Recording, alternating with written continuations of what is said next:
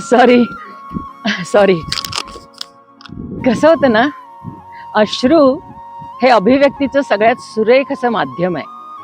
बघा ना, एखादं दुःख वागवताना किंवा काहीतरी मनात डाचत असताना किंवा भयंकर अत्यानंद झाला तर तो सहन करताना, विरह वियोग पेलताना अश्रू हाच तर आधार असतो ना श्वासांचा. मग त्यांची दखल नको का घ्यायला? जसं दुखरा अश्रू, हसरा अश्रू, सावध अश्रू, बावरा अश्रू, हळवा अश्रू, साजिरा अश्रू. अरे किती किती रूप तुझी पाझरतात. पण तुला माहितीये का, ती सगळीच्या सगळी आम्हाला रडवूनच जातात. हो की नाही हो?